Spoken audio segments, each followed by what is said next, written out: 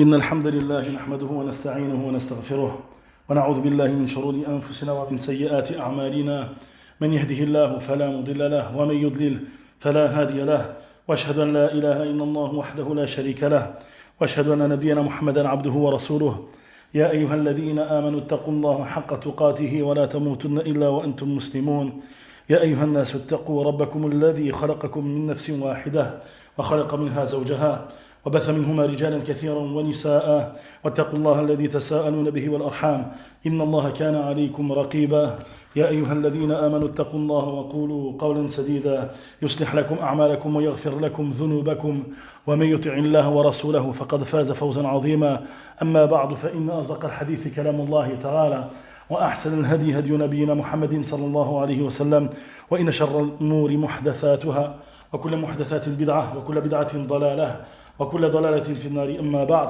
Donc on poursuit dans l'explication de Kitab al-Tawhid avec le sharh de Cheikh Al-Fawzan hafidhahullah ta'ala al-mulakhas fi sharh Kitab al-Tawhid, et on s'est arrêté lors du cours précédent avec la parole de l'auteur rahimahullah ta'ala bab ad-du'a ila shahadati an la ilaha illallah. Donc au niveau du chapitre faisant référence à l'appel à l'attestation de la ilaha illallah, chapitre au sujet de l'appel à l'attestation de la ilaha illallah. Avant de commencer à lire la parole de Cheikh Al-Fawzan hafidhahullah ta'ala, on va citer quelques points. فكلمة دعاء هو مصدر دعا يدعو، فتقول دعا يدعو دعوة دعاء، دعا يدعو دعوة دعاء. Concernant la parole de l'auteur et concernant le chapitre au sujet de l'appel à l'attestation de la ilaha illallah, le terme dua est le masdar du fi'l da'a yad'u. Tu pourras dire da'wa lorsqu'on parle de l'appel par exemple, ou alors du'a. Et le fait d'appeler à la voix d'Allah tabaraka wa ta'ala fait partie des plus immenses actes d'adoration et des plus immenses actes obligatoires. Et wa yadkhulu fi shukri ni'ma. Le fait d'appeler au tawhid fait partie d'être reconnaissant concernant ce bienfait d'Allah tabaraka wa ta'ala, le bienfait auquel Allah ta'ala t'a guidé, cette science qu'Allah tabaraka wa ta'ala t'a accordé, et bien évidemment la reconnaissance à shukr est concrétisée à travers trois choses: la reconnaissance du cœur, la reconnaissance de la langue et la reconnaissance des membres. Donc le fait d'appeler au tawhid fait partie de la reconnaissance envers Allah tabaraka wa ta'ala au sujet de ce bienfait immense. Concernant ce jugement, il est considéré comme fardu kifaya, c'est-à-dire comme obligatoire. Kifaya, c'est-à-dire si une partie de la communauté s'en acquitte, le reste en est exempté, et si l'ensemble de la communauté ne s'en acquitte pas, alors bien évidemment tout le monde mérite le péché quant à ceci. Et Allah tabaraka wa ta'ala a multiplié l'ordre du fait d'appeler au sentier d'Allah tabaraka wa ta'ala, d'appeler les gens au tawhid, d'appeler à l'adoration d'Allah ta'ala lui seul sans associé. Parmi cela, la parole d'Allah ta'ala wad'u ila sabili rabbika, y appelle au sentier de ton Seigneur.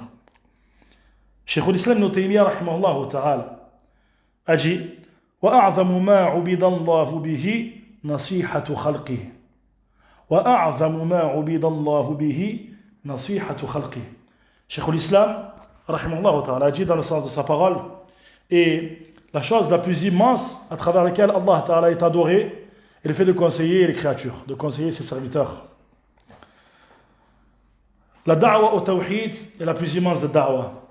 C'est pour cela que la da'wa, lorsque la personne appelle à la voix d'Allah tabaraka wa ta'ala, lorsque le cheikh, lorsque le savant, lorsque le prédicateur, lorsque le khatib appelle les gens à l'adoration d'Allah tabaraka wa ta'ala, son appel doit être concentré principalement sur le tawhid, qui est le plus immense des obligatoires. Et bien évidemment, ce qui implique le tawhid, c'est-à-dire le fait d'interdire le plus immense des péchés, le shirk. L'appel au tawhid est l'appel de tous les messagers.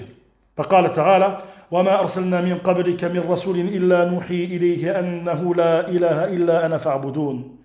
Dans le sens du verset, et nous n'avons pas envoyé avant toi de messagers sans que nous lui ayons révélé aucune divinité ne mérite d'être adorée en dehors de moi, adorez-moi donc. C'est-à-dire, donc aucune divinité ne mérite d'être adorée en dehors d'Allah Ta'ala. Comme Allah Ta'ala l'a dit, adorez-moi donc. Donc, l'appel au tawhid est l'appel de tous les messagers. Ce n'est pas simplement l'appel du prophète sallallahu alayhi wa sallam, mais plutôt il s'agit de l'appel de l'ensemble des prophètes et des messagers.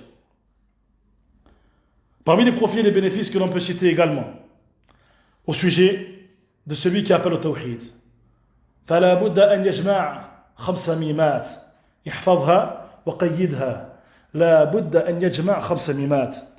Celui qui appelle au tawhid, le prédicateur au tawhid, n'a pas d'autre choix que de réunir 5 mimes. Pourquoi 5 mimes? Car il doit réunir 5 caractéristiques que je vais citer, que tu mémorises, Inch'Allah ta'ala. Car on appelle ces mots les 5 mimes, car ils finissent tous par la lettre mime.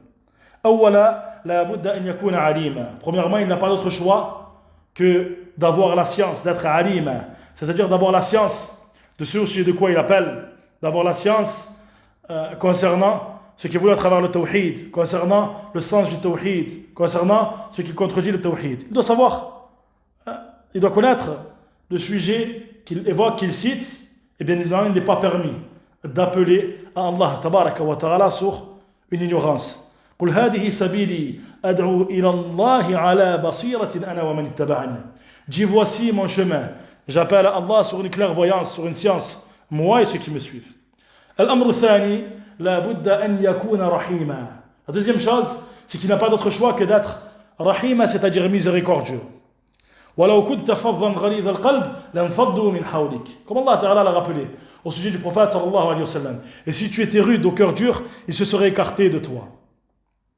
Donc celui qui appelle au tawhid, qui appelle les gens au bien, il doit faire preuve de miséricorde envers les gens.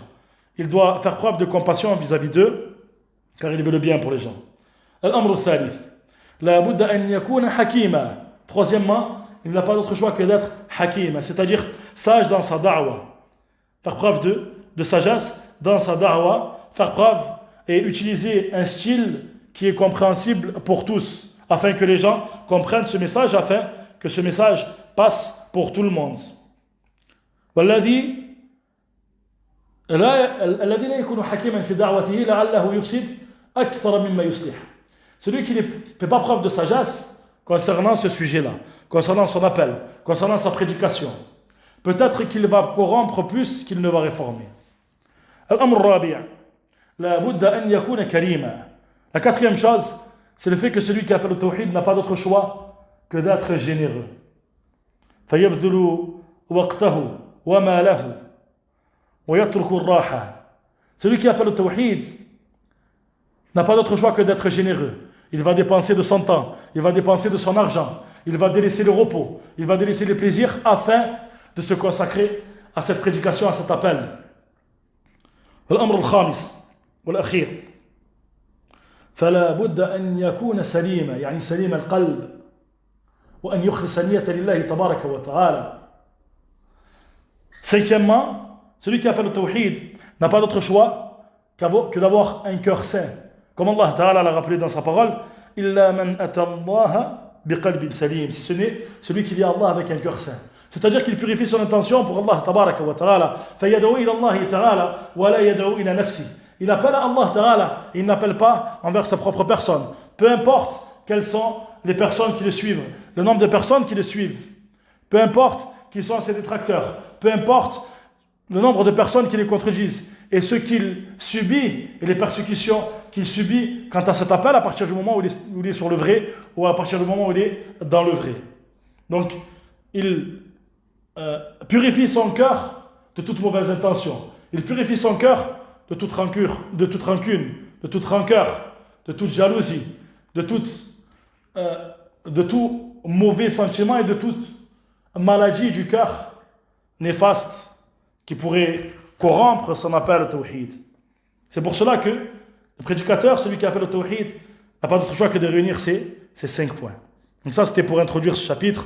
فنقرأ قول الشيخ وقول المؤلف وقول الشيخ الفوزان حفظه الله تعالى. فقال المؤلف رحمه الله تعالى وقول الله تعالى قل هذه سبيلي أدعو إلى الله على بصيرة أنا ومن اتبعني وسبحان الله وما أنا من المشركين. فقال الشيخ الفوزان مناسبة الباب لكتاب التوحيد أن المصنف رحمه الله تعالى لما ذكر في الأبواب السابقة التوحيد وفضله وما يوجب الخوف من ضده ذكر في هذا الباب أنه لا ينبغي لمن عرف ذلك أن يقتصر على نفسه بل يجب عليه أن يدعو إلى الله تعالى بالحكمة والموعظة الحسنة كما هو سبيل المرسلين وأتباعهم. L'auteur a rappelé la parole d'Allah Tabaraka wa Ta'ala dans le sens du verset. Dis voici mon chemin. j'appelle à Allah sur une clairvoyance, moi et ceux qui me suivent. Et subhanallah, c'est-à-dire qu'Allah soit exempté de tout ce qui ne convient pas à sa grandeur et à sa majesté, subhanallah. Et je ne suis pas du nombre des associateurs. Voilà que Cheikh Al-Fawzan nous dit au sujet de la relation entre le chapitre et le livre Kitab al-Tawhid. C'est le fait que l'auteur, lorsqu'il a cité les chapitres précédents, au sujet du Tawhid, au sujet de son mérite, au sujet du fait qu'il est obligatoire d'avoir peur de son contraire, c'est-à-dire du shirk. Voilà qu'il a cité ce chapitre. Et le fait qu'il ne convient pas pour celui qui connaît ceci de se contenter de sa propre personne. Ainsi, il lui est obligatoire d'appeler à Allah Ta'ala avec sagesse, avec bonne exhortation. Comme ceci est le chemin des messagers et de ceux qui les ont suivis. الدعاء أي دعوة الناس إلى شهادة أن لا إله إلا الله أي إلى توحيد الله والإيمان به وبما جاءت به رسله مما هو مدلول هذه الشهادة قل الخطاب للرسول صلى الله عليه وسلم هذه أي الدعوة التي أدعو إليها والطريقة التي أنا عليها سبيلي أي طريقتي ودعوتي. Concernant les termes du chapitre, du titre et du premier verset que l'auteur a cité. Donc ici, ad-du'a, c'est donc ad-da'wa, comme on a dit, c'est le fait d'appeler les gens. Il y a shahadati an la ilaha illallah, vers l'attestation de la ilaha illallah. C'est-à-dire vers le tawhid d'Allah tabaraka wa ta'ala, vers la foi en Allah ta'ala, le fait d'appeler les gens au tawhid et à la foi en lui subhanahu wa ta'ala. Et le fait d'appeler à ce vers quoi sont venus, ce avec quoi sont venus les messagers. Parmi ce que prouve cette attestation. Qul, concernant l'explication du verset, Qul, dit, c'est-à-dire que ceci s'adresse au prophète sallallahu alayhi wa sallam. Hadihi sabili, hadihi. Hadihi, c'est ismu ishara, qui veut à travers hadihi, c'est-à-dire la da'wa, à laquelle j'appelle, et le chemin sur lequel je suis. Sabili, mon chemin, c'est-à-dire tariqati wa da'wati, mon chemin ainsi que mon appel. D'ailleurs, parmi les profits des bénéfices d'un point de vue de la langue arabe, concernant le mot sabil, kalimatu sabil تذكر وتؤنث فجاء التأنيث في هذه الآية وجاء كذلك في القرآن تذكيره. Le mot sabil, c'est un mot qui est utilisé dans le genre mu'annath et dans le genre mudhakkar. Lorsqu'on regarde ce verset, on constate qu'il est venu dans le genre mu'annath ici. هذه سبيلي هذه للمفردة المؤنثة. Donc هذه est utilisé pour le mu'annath. Voici mon chemin. هذه سبيلي. Et il est également permis de le mentionner dans le genre mudhakkar. Par exemple, l'exemple de la parole d'Allah tabaraka wa ta'ala wa iyaraw sabila ar-rushd la yattakhidhuhu sabila. Et s'ils voient le chemin de la guidée, sabila ar-rushd la yattakhidhuhu wa lam yaqul Allah ta'ala la yattakhidhuha. Donc s'ils voient le chemin de la guidée, ils ne le prennent pas en tant que chemin. C'est-à-dire que ici, le damir qui a été mentionné, c'est celui qui est utilisé pour le mudhakkar. Donc le mot sabil est utilisé à la fois dans le genre mudhakkar et mu'annath. Ad'u ila Allah ila tawhidillah لا إلى حظ من حظوظ الدنيا ولا إلى رئاسة ولا إلى حزبية على بصيرة على علم لذلك وبرهان عقلي وشرعي. والبصيرة المعرفة التي يميز بها بين الحق والباطل. ومن اتبعني أي آمن بي وصدقني يحتمل أنه عطف على الضمير المرفوع في أدعو فيكون المعنى أنا أدعو إلى الله على بصيرة ومن اتبعني كذلك يدعو إلى الله على بصيرة. ويحتمل أن يكون عطفا على الضمير المنفصل أنا فيكون المعنى أنا واتبعاني يعني أنا وأتباعي على بصيرة. والتحقيق أن العطف يتضمن المعنيين فأتباعه هم أهل البصيرة الداعون إلى الله. وسبحان الله أنزه الله وأقدسه عن أن يكون له شريك في ملكه أو معبود بحق سواه. Concernant la parole d'Allah tabaraka wa ta'ala, ad'u ila Allah, j'appelle à Allah. C'est-à-dire j'appelle à l'unicité d'Allah tabaraka wa ta'ala. Je n'appelle pas quand on fait d'obtenir une part parmi les parts de la vie de ce bas monde. Je n'appelle pas afin d'obtenir une gouvernance. Ou alors je n'appelle pas envers un parti ou un groupe. Et c'est ce qui est voulu, comme on l'a dit tout à l'heure, c'est ce qui l'incombe, c'est ce qui est obligatoire à celui qui appelle au tawhid. Il n'appelle pas afin de secourir sa propre personne. Il ne prend pas en considération ceux qui le contredisent à partir du moment où il est sur le haqq, sur la vérité. Il n'appelle pas au tawhid afin d'obtenir des biens de la vie de ce bas monde, de l'argent, un rang, un statut, une place, le fait qu'il soit considéré, le fait qu'il soit connu, le fait qu'il soit célèbre. Il n'appelle pas au tawhid afin d'être un gouverneur, un président. Il n'appelle pas au tawhid afin d'appeler vers son groupe ou son parti, ou alors vers le groupe ou le parti de celui qui suit, parmi les groupes de bid'a. Mais plutôt, il ne cherche à travers ceci que le visage d'Allah tabaraka wa ta'ala. Ala basira. Comme on a dit précédemment, celui qui appelle au tawhid n'a pas d'autre choix que d'être sur une science, une clairvoyance, quant à ce à quoi il appelle. C'est-à-dire sur une clairvoyance, sur une science, sur une preuve, à la fois une preuve extraite de la raison et une preuve religieuse. Al-Basira, c'est la connaissance à travers laquelle on distingue le vrai du faux. وَمَنِ اتَّبَعَنِي. Concernant la parole d'Allah tabaraka wa ta'ala, قُلْ هَذِهِ سَبِيلِي أَدْعُو إِلَى اللَّهِ عَلَى بَصِيرَةٍ أَنَا وَمَنِ اتَّبَعَنِي. Concernant la atf, c'est-à-dire ce qui est venu après al-waw, on peut comprendre deux sens. Et la règle, c'est le fait de dire à partir du moment où on peut expliquer le verset à travers ces deux sens, alors on le fait, il n'y a pas d'empêchement. C'est-à-dire que ce qui vient derrière, man ittaba'ani, peut-être ma'atouf peut suivre deux choses ici. Ou alors on dit qu'il est ma'atouf au damir, comme l'a rappelé Cheikh, damir al-malfou' de ad'u, c'est-à-dire du fa'il. C'est-à-dire, moi j'appelle à Allah sur une clairvoyance, et ceux qui me suivent également appellent à Allah, appellent à la voix d'Allah Ta'ala sur une clairvoyance. On peut comprendre un deuxième sens, c'est-à-dire le fait que cette phrase-là, man ittaba'ani, suit ana ici. C'est-à-dire le fait de dire que le sens est donc le suivant, moi et ceux qui me suivent sont sur une clairvoyance. Donc comme on l'a dit, le fait de citer la parole correcte ici, c'est le fait de dire que ceci englobe les deux sens.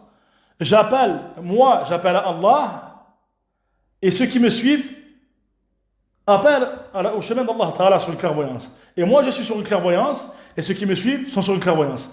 Et à travers cette explication, on va réunir entre tous ces sens afin de rappeler que ceux qui suivent véritablement la voix du prophète sallallahu alayhi wa sallam sont ceux qui le suivent. Comment le suivent-ils? En appelant à la voix d'Allah tabaraka wa ta'ala et en étant sur une clairvoyance. Al-ilm, al-amalu bihi, al-da'watu ilayhi, wa-sabru ala al-adha. Concernant la parole d'Allah ta'ala, subhanallah. Que signifie subhanallah? Faya akhil karim, ijtahid fi al-lughati al-arabiyya, ahsan Allahu ilayk. Fais des efforts dans la langue arabe. Lorsque tu prends la traduction de subhanallah, que ce soit dans le livre de Adhkar, que ce soit dans le Coran ou autre, tu verras cette traduction. Gloire et pureté à Allah. La question que je pose est que signifie cette parole? التسبيح هو تنزيه الله عما لا يليق به سبحانه وتعالى. التسبيح, c'est le fait d'exempter Allah tabaraka wa ta'ala de ce qui ne convient pas à sa grandeur et à sa majesté. Et lorsque j'explique ce sens, il est bien évidemment impossible de le comprendre en lisant la traduction gloire et pureté à Allah.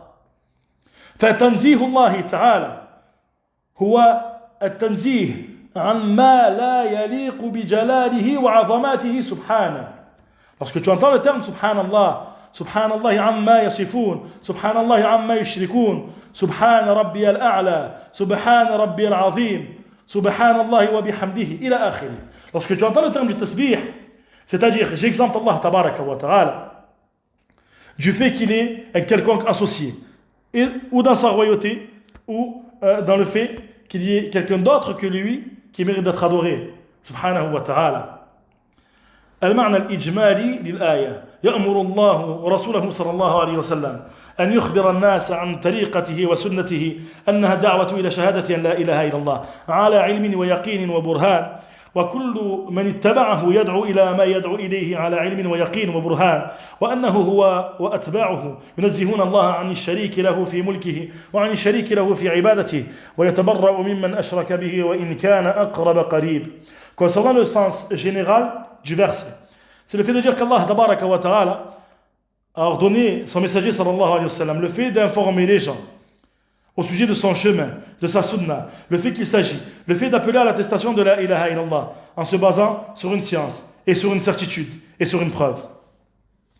Ainsi, tous ceux qui le suivent et ceux qui le suivent appellent à Allah tabaraka wa ta'ala en se basant sur une science, une certitude et une preuve.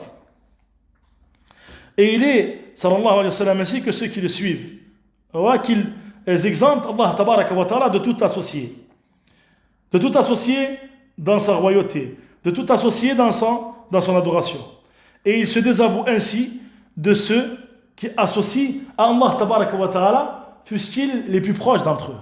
فهذا هو الإسلام، فهذا هو التوحيد. الإسلام هو الاستسلام لله بالتوحيد والانقياد له بالطاعة والبراءة من الشرك وأهله.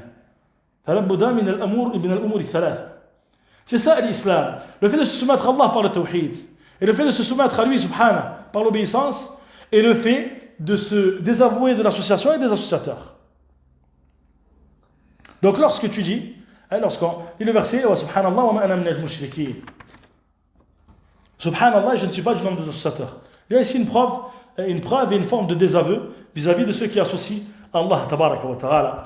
مناسبة الآية للباب أن الله ذكر فيها طريقة الرسول وأتباعه هي الدعوة إلى شهادة أن لا إله إلا الله على علم بما يدعون إليه ففيها وجوب الدعوة إلى شهادة أن لا إله إلا الله الذي هو موضوع الباب. Concernant la relation qu'il y a entre le verset et le chapitre, c'est le fait qu'Allah tabaraka wa ta'ala a cité la voie et le chemin du prophète sallallahu alayhi wa sallam ainsi que de ceux qui le suivent. Et il s'agit de l'appel à l'attestation de la ilaha illallah en se basant sur une science, en ayant une science de ce à quoi ils appellent. Il y a à travers ce verset la preuve du caractère obligatoire d'appeler à l'attestation de la ilaha illallah qui est le sujet de ce chapitre.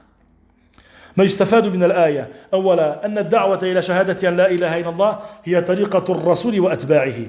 Premièrement, parmi les profits et les bénéfices de ce verset, c'est le fait de dire que l'appel à l'attestation de la ilaha illallah, tel est le chemin du messager d'Allah sallallahu alayhi wa sallam et de ceux qui le suivent. ثانيا أنه يجب على الداعية أن يكون عالما بما يدعو إليه عالما بما ينهى عنه. Deuxièmement, il y a la preuve à travers ce verset qu'il est obligatoire au prédicateur, à celui qui appelle au tawhid, de se baser sur une science, de savoir et de connaître ce au sujet de quoi il appelle et de connaître également ceux qui l'interdit. ثالثا التنبيه على الإخلاص في الدعوة بأن لا يكون للداعية مقصد سوى وجه الله لا يقصد بذلك تحصيل مال أو رئاسة أو مدح من الناس أو دعوة إلى حزب أو مذهب.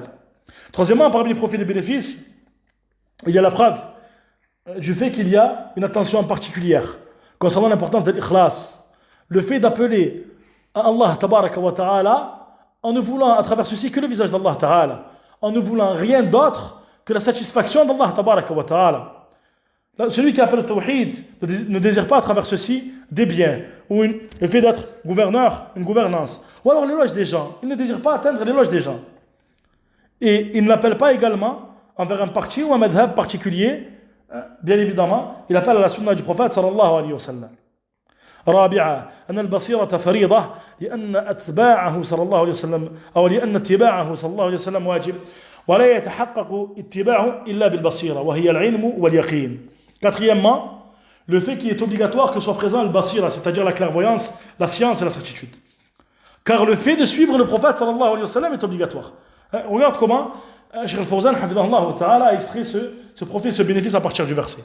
Il dit car, donc il est obligatoire de se baser, d'avoir une clairvoyance, car le fait de suivre le prophète sallallahu alayhi wa sallam est obligatoire bien évidemment. Et le suivi du prophète sallallahu alayhi wa sallam n'est concrétisé qu'à travers la science et la clairvoyance. Donc, il est obligatoire de faire preuve de science et de clairvoyance. Et al-basira, c'est la science et la certitude. خامسا حسن التوحيد لأنه تنزيه لله تعالى.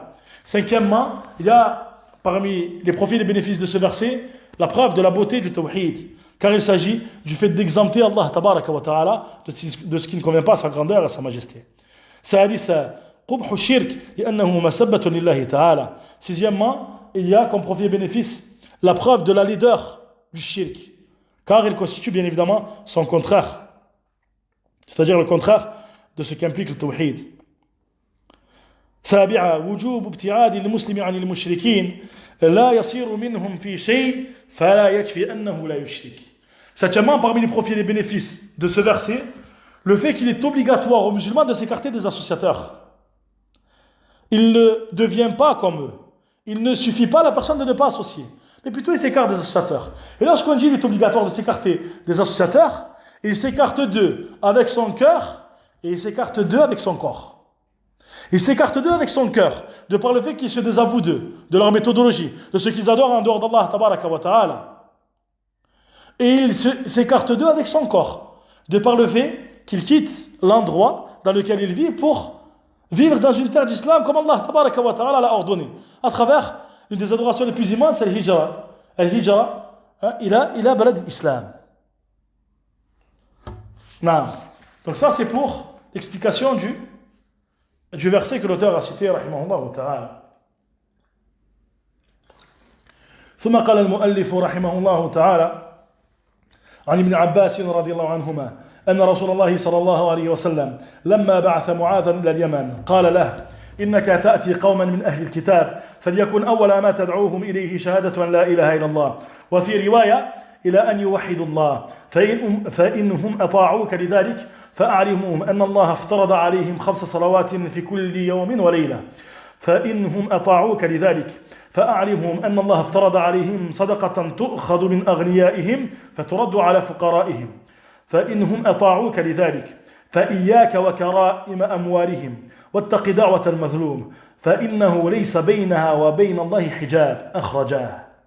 Puis l'auteur rahimahullah ta'ala a cité le hadith d'Ibn Abbas radiyallahu anhuma dans lequel il rappelle que le prophète sallallahu alayhi wa sallam lorsqu'il a envoyé Mu'adh au Yémen il lui a dit alors, c'est-à-dire que le prophète sallallahu alayhi wa sallam a dit à Mu'adh, tu te diriges certes vers un peuple parmi les gens du livre, que la première des choses vers laquelle tu les appelles est l'attestation de la ilaha illallah. Et dans une version, que la première des choses vers laquelle tu les appelles est le fait qu'ils unifient Allah. S'ils t'obéissent en cela, alors informe-leur qu'Allah leur a rendu obligatoire 5 prières durant le jour et la nuit. Et s'ils t'obéissent en cela, alors informe-leur qu'Allah leur a rendu obligatoire zakat, c'est-à-dire sadaqa, ce qui est voulu par le terme sadaqa ici, c'est zakat ou le mal, la zakat obligatoire, qui est pris des riches parmi eux et que l'on donne et que l'on rend aux pauvres parmi eux. Et s'ils t'obéissent en cela, alors prends garde au meilleur de leurs biens et crains l'invocation de l'opprimé, car certes il n'y a pas entre elles, c'est-à-dire l'invocation de l'opprimé, et entre Allah de voile de hijab. Le hadith est rapporté par l'imam Bukhari ou Muslim. Avant de donner la parole de Cheikh Al-Fawzan au sujet de l'explication de ce hadith, quelques paroles au sujet du contexte du hadith. Le prophète sallallahu alayhi wa sallam a envoyé Mu'adh ibn Jabal et Abu Musa al-Ash'ari au Yémen. Lorsque le prophète sallallahu alayhi wa sallam a envoyé certains de ses compagnons, فكان يرسلهم صلى الله عليه وسلم معلمين وقضاة وولاة. كان يرسلهم صلى الله عليه وسلم معلمين وقضاة وولاة. Lorsqu'il les a envoyés, lorsque le prophète sallallahu alayhi wa sallam a envoyé certains de ses compagnons dans certaines contrées, dans certains endroits, il les a envoyés afin qu'ils soient enseignants pour ce peuple-là, afin qu'ils soient des gouverneurs pour eux, qu'ils les dirigent et afin qu'ils jugent entre eux, pour ces 3 fonctions, afin qu'ils leur enseignent la religion, afin qu'ils dirigent les gens de cet endroit et afin qu'ils jugent entre eux. Et le prophète sallallahu alayhi wa sallam a envoyé Mu'adh ibn Jabal dans la zone de Sana'a au Yémen, c'est-à-dire dans le nord du Yémen et ce qui est autour du nord du Yémen. Et il a envoyé sallallahu alayhi wa sallam Abu Musa al-Ash'ari, il l'a envoyé dans la région de Adan au Yémen, c'est-à-dire dans la zone du sud du Yémen et ce qui est autour. Et donc il a envoyé sallallahu alayhi wa sallam Mu'adh ici au Yémen, donc dans la région du nord comme on l'a dit précédemment, et il lui dit, donc il a cité donc cette parole que l'on a traduite dans le sens. Parmi les profits et les bénéfices de ce hadith, avant de lire la parole de Cheikh toujours, il y a la preuve immense de la compréhension des compagnons sahaba concernant ce qui est voulu par le tawhid. Dans certaines versions, il a été dit, concernant la parole du prophète sallallahu alayhi wa sallam, فَلْيَكُنْ أَوَّلَ مَا تَدْعُوهُمْ إِلَيْهِ شَهَادَةٌ لَا إِلَهَ إِلَّا اللَّهِ. Que la première des choses vers lesquelles tu les appelles soit le fait qu'ils témoignent de la ilaha illallah. Dans certaines versions, il a été rapporté إِلَا أَنْ يُوَحِدُوا اللَّهِ. Donc la première des choses vers lesquelles tu les appelles soit le fait qu'ils unifient Allah. Dans d'autres versions, إِلَا أَنْ يَشْهَدُوا أَنْ لَا إِلَهَ إِلَّا اللَّهِ. C'est-à-dire que la première des choses vers lesquelles tu les appelles soit le fait qu'ils attestent et qu'ils témoignent de la ilaha illallah. Que signifie ceci? Si on considère que ceci rentre dans ce qu'on appelle الرواية بالمعنى, فهذا يدل على أن الصحابة كانوا يعلمون معنى التوحيد. Si on considère que ceci rentre dans le fait de citer le hadith dans le sens al-ma'na, alors on considère que les compagnons radiyallahu anhum savaient exactement ce qui était voulu par le sens du tawhid. Que ce soit le fait d'unifier Allah, que ce soit le fait de témoigner de la ilaha illallah ou d'autres parmi les versions qui ont été rapportées, ceci prouve Ceci prouve le sens du tawhid de manière générale. فقال الشيخ بعث معاذا وجهه وارسله الى اليمن الى الاقليم المعروف في جنوب الجزيره العربيه داعيا الى الله وواليا وقاضيا وذلك في سنه 10 من الهجره. اهل الكتاب هم اليهود والنصارى لانهم كانوا في اليمن اكثر من مشركي العرب او اغلب. شهادة يجوز فيها الرفع على انه اسم يكون مؤخرا واول خبره مقدم ويجوز العكس. وفي روايه اي في روايه اخرى في صحيح البخاري أطاعوك لذلك أي شهدوا وانقادوا لدعوتك وكفروا بما يعبد من دون الله افترض عليهم أي أوجب عليهم. أطاعوك لذلك أي آمنوا بفرضيتها وأقاموها. افترض عليهم صدقة أي أوجب عليهم الزكاة. Concernant le sens du hadith,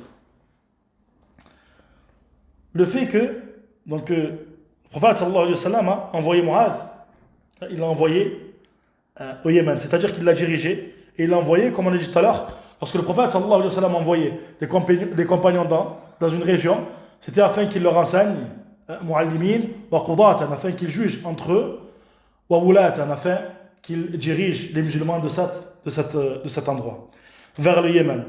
C'est-à-dire c'est ce pays qui est connu dans le sud de la péninsule arabique afin d'appeler Allah tabaraka wa ta'ala et afin de diriger donc les musulmans là-bas et de juger entre eux. Et ceci a eu lieu durant la 10e année de la Hijra. Ahlul Kitab, les gens du livre. Alors, ce qu'il a dit, sallallahu alayhi wa sallam, innaka ta'ati qawman min ahlil kitab, je te dirige vers un peuple parmi les gens du livre. C'est-à-dire ce sont les juifs et les chrétiens. Car ils étaient, à ce moment-là, au Yémen, plus nombreux que les associateurs parmi les Arabes. Ils étaient plus nombreux que les associateurs parmi les Arabes.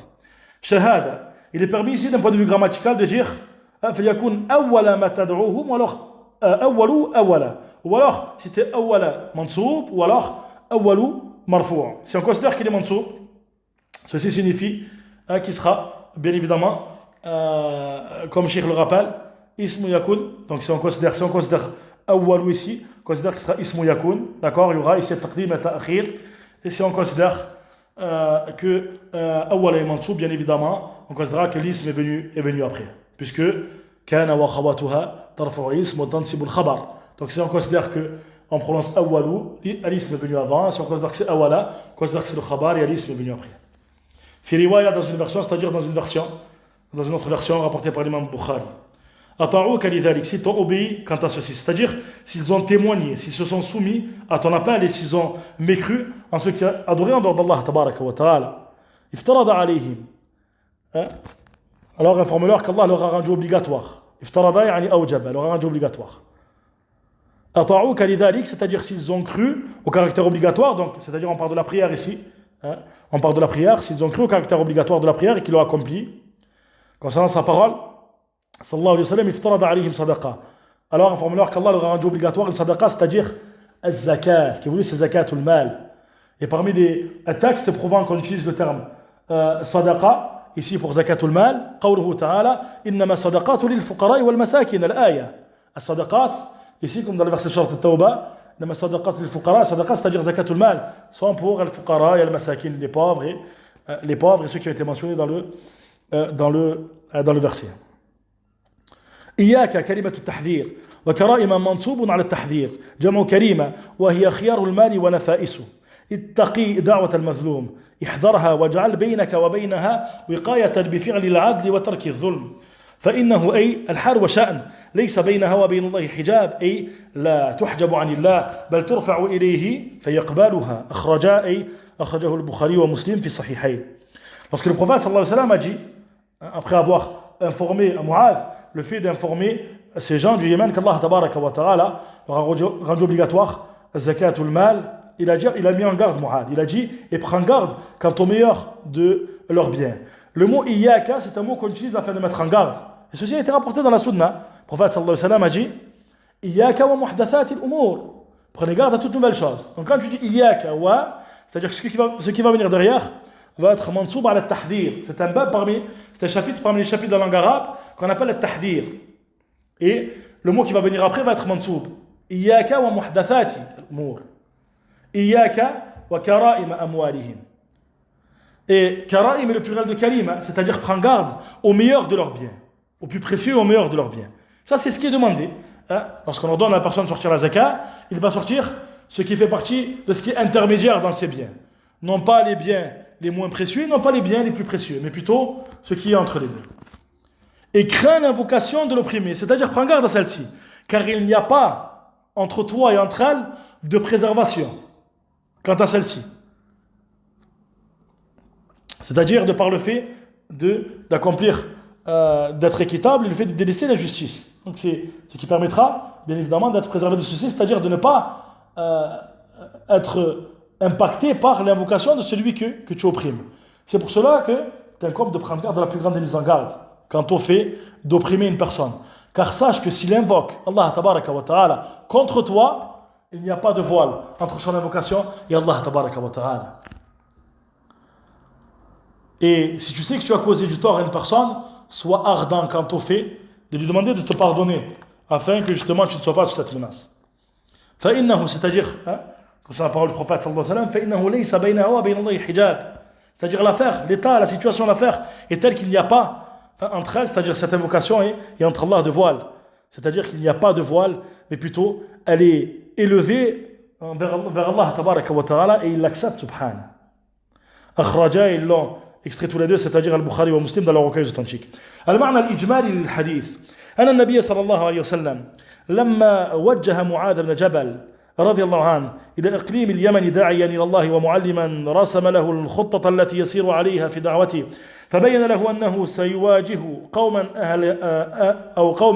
أهل علم وجدل من اليهود والنصارى يكون على أهبة لمناظرتهم ورد شبههم ثم ليبدأ في دعوته بالأهم فالأهم فيدعو الناس إلى إصلاح العقيدة أولا لأنها الأساس فإذا انقادوا لذلك أمرهم بإقام الصلاة لأنها أعظم الواجبات بعد التوحيد فإذا أقاموها أمر أغنياءهم بدفع زكاة أموالهم إلى فقرائهم مواساة لهم وشكرا لله ثم حذره من أخذ جيد المال لأن الواجب الوسط ثم حثه على العدل وترك الظلم لئلا يدعو عليه المظلوم ودعوته مستجابة.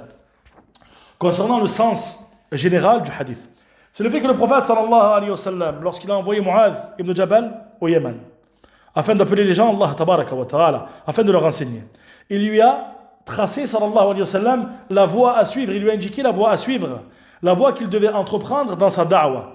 C'est-à-dire qu'il lui a clarifié qu'il se dirigeait vers un peuple parmi les peuples des gens du livre et parmi un peuple qui polémique. C'est-à-dire qui pourrait polémiquer et argumenter. C'est pour cela que lorsqu'Allah tabaraka wa ta'ala s'adresse aux gens du livre, il y a ici un tadbih. Lorsque tu entends dans le Coran, Ya Ahl al-Kitab, Ya Ahl al-Kitab, vous les gens du livre.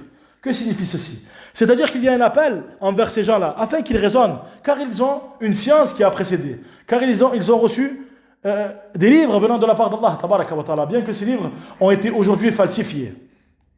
Car ils ont reçu de la part d'Allah tabaraka wa ta'ala des messagers leur ont été envoyés. Moussa et Isa alayhim as-salam. Donc c'est-à-dire qu'il y a, lorsque Allah tabaraka wa ta'ala s'adresse aux gens du livre, il y a envers eux un appel afin qu'ils raisonnent, afin qu'ils se rappellent qu'a précédé auprès d'eux une science de ce qu'Allah tabaraka wa ta'ala a envoyé, et que ce messager qui est venu après, le prophète sallallahu alayhi wa sallam, est un messager qui est venu confirmateur de ce qui a précédé. Ainsi, il y a une attention particulière quant à cela. Et donc il a prévenu Mu'adh de ceci afin qu'il soit prêt à débattre avec eux et à répondre et à réfuter à leurs ambiguïtés. Puis afin qu'il commence sa da'wa par ce qui est le plus important, puis ce qui est important.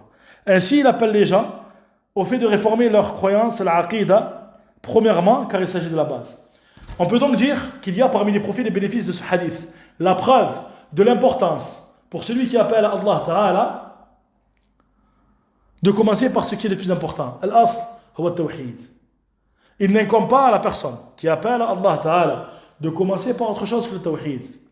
Ceci n'est pas quelque chose de correct. Ceci n'est pas quelque chose de convenable. Mais plutôt, ceci n'est pas conforme à la voix du prophète sallallahu alayhi wa sallam et à la voix de ses compagnons. Le prophète sallallahu alayhi wa sallam n'a appelé qu'au tawhid pendant 10 ans, avant que la prière ne soit légiférée.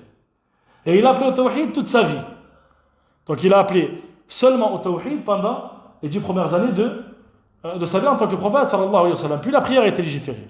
Ceci ne signifie pas qu'il a appelé au tawhid pendant seulement 10 ans, mais plutôt il a appelé au tawhid durant toute sa vie. Et lorsque il n'a appelé que tawhid pendant 10 ans, ceci signifie donc l'importance du tawhid.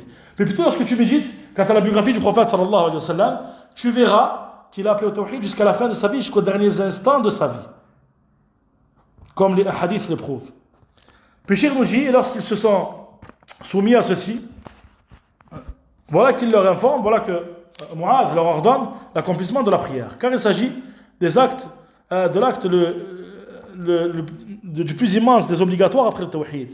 Et lorsqu'ils l'ont accompli, alors il leur ordonne, et il ordonne aux riches parmi eux de sortir la zakat au sujet de leurs biens et de la donner aux pauvres parmi eux à titre de reconnaissance envers Allah tabaraka wa ta'ala. Puis il l'a mis en garde, c'est-à-dire le prophète sallallahu alayhi wa sallam a mis en garde Mu'adh quant au fait de prendre les meilleurs de leurs biens. Car ce qui est obligatoire, c'est le juste milieu, c'est-à-dire le fait de prendre ce qui fait partie de ce qui est intermédiaire parmi leurs biens. Puis, il a enjoint Mu'adh au fait d'être juste et de faire preuve d'équité et de délaisser l'injustice, afin qu'il ne soit pas touché par l'invocation de celui qui a été opprimé, car son invocation est acceptée de la part d'Allah tabaraka wa ta'ala. مناسبة الحديث للباب أن أول ما يدعى إليه شهادة لا إله إلا الله وفيه إرسال الدعاة لذلك. La relation qu'il y a entre le hadith et le chapitre, c'est le fait que la première des choses vers laquelle la personne appelle, c'est le témoignage, l'attestation de la ilaha illallah. Il y a à travers ceci la preuve du caractère légiféré d'envoyer des gens qui appellent à la voix d'Allah tabaraka wa ta'ala. ما يستفاد من الحديث أولا مشروعية إرسال الدعاة إلى الله. Premièrement, donc parmi les profits et les bénéfices du hadith, premièrement le fait qu'il est légiféré d'envoyer des gens qui appellent à la voix d'Allah tabaraka wa ta'ala. Parmi les remarques importantes à ce sujet, on parle du fait d'envoyer des gens qui appellent à la voix d'Allah tabaraka wa ta'ala de manière légiférée, non pas de le faire de manière innovée, bid'i, comme le font aujourd'hui Jama'at al-Tabligh et d'autres parmi eux. Le fait de sortir 7 jours ou 40 jours ou autre, en appelant non pas au tawhid, ou alors en essayant de troubler les gens, en utilisant, et ça fait partie des shubuhat aujourd'hui, utilisés par les gens de bid'a, c'est-à-dire qu'ils savent que les gens qui suivent la sunna, ils savent que les salafis aujourd'hui insistent particulièrement sur le tawhid, et ils ne vont pas hésiter à utiliser le terme tawhid afin d'appeler les gens à ce à quoi ils appellent, qui est bien évidemment une voie qui n'est pas celle qui est conforme à la voie du prophète sallallahu alayhi wa sallam. Donc lorsqu'on dit qu'il est légiféré d'envoyer des gens qui appellent à la voix d'Allah tabaraka wa ta'ala, c'est le fait de dire qu'il est légiféré de le faire de manière conforme à la voix du prophète sallallahu alayhi wa sallam. ثانيا أن شهادة أن لا إله إلا الله أول واجب وهي أول ما يدعى إليه الناس. Deuxièmement, il y a parmi les profits et les bénéfices de ce hadith le fait que l'attestation de la ilaha illallah est le premier obligatoire, et c'est la première des choses vers laquelle on appelle les gens. ثالثا أن معنى شهادة أن لا إله إلا الله توحيد الله بالعبادة وترك عبادة ما سواه. Troisièmement, il y a la preuve du sens de l'attestation de la ilaha illallah. Et c'est le fait d'unifier Allah tabaraka wa ta'ala dans l'adoration et le fait de délaisser l'adoration d'autres que lui subhanahu. رابعا أنه لا يحكم بإسلام الكافر إلا بالنطق بالشهادتين. Quatrièmement, parmi les profits et les bénéfices de ce hadith, c'est le fait qu'on ne juge pas de l'islam du kafir, c'est-à-dire qu'il est rentré en islam, si ce n'est que lorsqu'il a prononcé les deux attestations de foi. Donc on ne juge pas du fait que la personne est rentrée en islam que lorsqu'il a prononcé les deux attestations de foi. خامسا أن الإنسان قد يكون قارئا عالما وهو لا يعرف معنى لا إله إلا الله أو يعرفه ولا يعمل به كحال أهل الكتاب. Cinquièmement, parmi les profits et les bénéfices immenses de ce hadith, c'est le fait de dire qu'il se peut que la personne lise la parole, il connaisse et lise la parole de la ilaha illallah alors qu'il ne connaît pas son sens. Et il se peut également qu'il connaisse le sens de la parole de la ilaha illallah et qu'il ne l'applique pas, comme c'était le cas des gens du livre. Et comme c'était le cas également des kuffars parmi Quraysh, l'époque du prophète sallallahu alayhi wa sallam, comme ils l'ont dit notamment, comme Allah Ta'ala le rappelle, أَجَعَلَ الْآلِهَةَ إِلَهٌ وَاحِدًا إِنَّ هَذَا لَشَيْءٌ عُجَابٌ. A-t-il fait des divinités, une seule et unique divinité? Certes, ceci est quelque chose d'étonnant.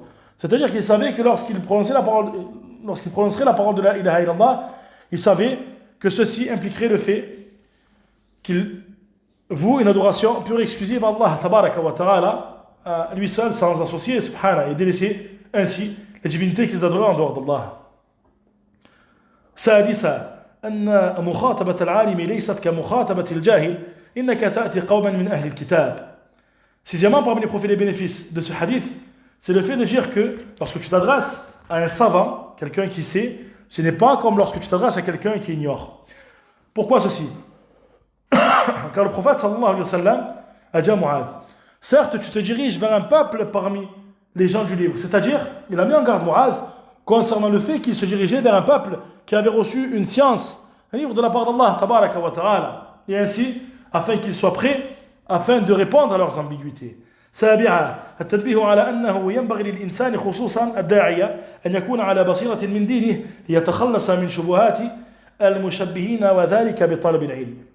Septièmement, parmi les profits et les bénéfices extrêmement importants, c'est qu'il y a une attention particulière concernant le fait qu'il incombe à la personne, particulièrement au prédicateur, à celui qui appelle Allah Ta'ala, d'avoir une clairvoyance, d'avoir une science de sa religion, afin qu'il se débarrasse des ambiguïtés de ceux qui mettent des ambiguïtés, et ceci, c'est-à-dire il se débarrassera de ceci, et il pourra réfuter ces ambiguïtés, par quoi? Par la demande de science. Ceci demande donc l'importance et de la demande de science et son mérite. ثامنا أن الصلاة أعظم الواجبات بعد الشهادتين. Huitièmement, parmi les profits et les bénéfices de ce hadith, c'est le fait de dire que la prière est le plus immense des obligatoires après les deux attestations de foi, bien évidemment, et d'ailleurs, c'est comme de rappeler, c'est le fait que la prière as-salat est le premier acte au sujet duquel le serviteur rendra des comptes dans ce qui concerne sa relation entre lui et Allah, tabaraka wa ta'ala, dans ce qui concerne sa relation entre lui et les gens, il s'agit de safkud dima, l'effusion de sang, wal iyad billah.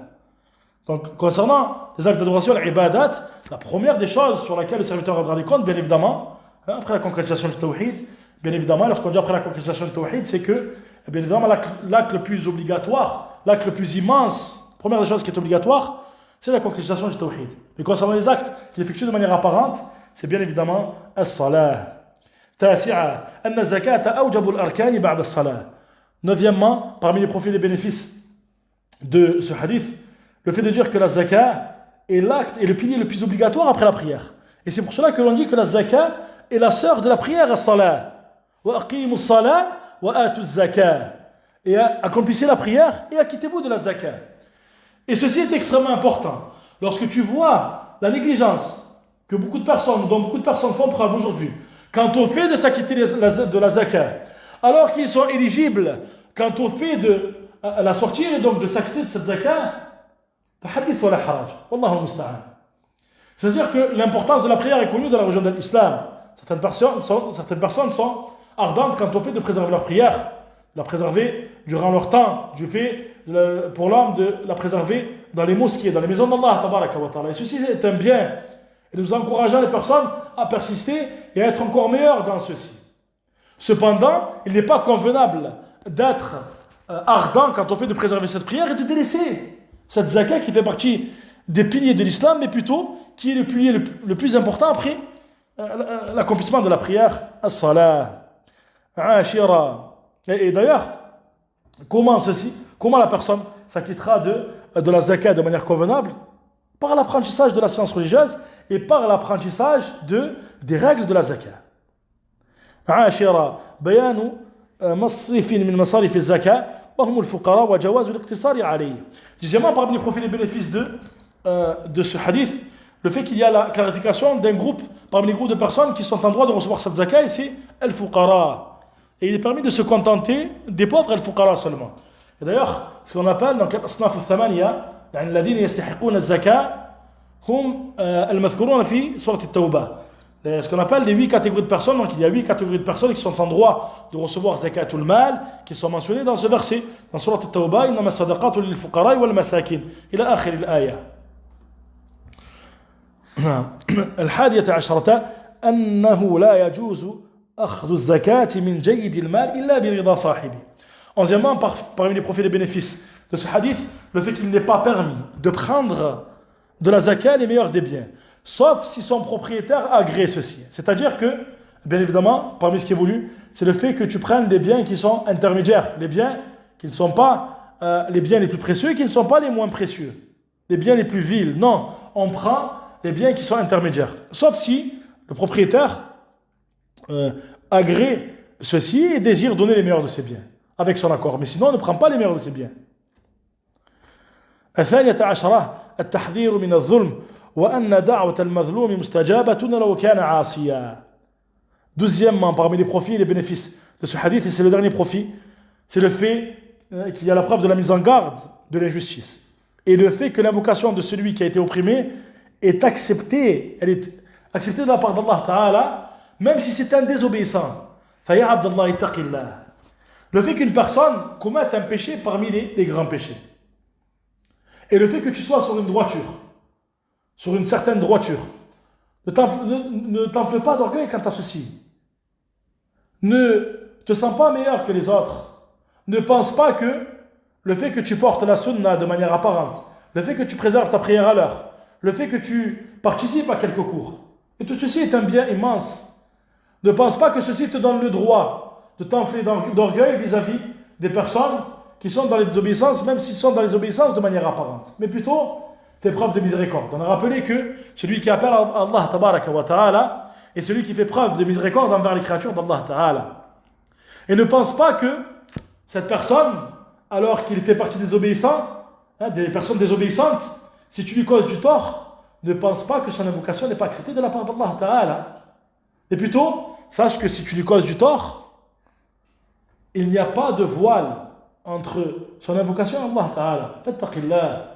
النبي صلى الله عليه وسلم كان رحيما بالناس عزيز عليه ما عنتم حريص عليكم بالمؤمنين رؤوف رحيم. Il était raouf, rahim envers les croyants, compatissant, miséricordieux. Il était modeste sallallahu alayhi wa sallam, et il était le meilleur des hommes et plutôt la meilleure des créatures salawatullahi wa salamu alayhi. Donc prends garde à ceci et crains Allah tabaraka wa ta'ala et prends garde à toute forme d'injustice. Donc il reste une mas'ala concernant ce hadith et on la laisse Inch'Allah ta'ala pour le prochain cours, afin de ne pas trop prolonger le cours. Cette mas'ala, c'est le fait de dire que le prophète sallallahu alayhi wa sallam n'a pas cité ici, dans ce hadith, الصيام صيام رمضان والحج. وهاتان العبادتان من أركان الإسلام. Le prophète sallallahu alayhi wa sallam n'a pas cité dans ce hadith ni le jeûne de Ramadan, ni le hajj, la maison sacrée d'Allah tabaraka wa ta'ala. Bien que ces deux actes d'adoration font partie des piliers parmi les piliers de l'islam. Et on sait que les piliers de l'islam sont le nombre de 5. Bunya al-Islam ala khams. Et 3 de ces piliers ont été cités dans ce hadith. Donc, Inch'Allah ta'ala, lors du prochain cours, on citera un bahth par rapport avec cette mas'ala ici, cette question-là, la parole des gens de science, quelques paroles des gens de science qui ont été citées à ce sujet, et on citera ce qui est prépondérant, Inch'Allah ta'ala, dans cette question-là. Et on terminera ici l'explication de ce chapitre avec le hadith qui suit, le hadith de Sahib ibn Sa'd, ce hadith notamment qui montre le mérite immense de Ali ibn Abi Talib et d'autres profits des bénéfices en rapport avec ce chapitre au sujet de l'appel à l'attestation de la ilaha illallah. Wallahu ta'ala a'lam wa ahkam, subhanaka Allahumma bihamdik ashhadu an la ilaha illa ant astaghfiruka wa atubu ilayk wa akhiru da'wana anil hamdulillahi rabbil alamin.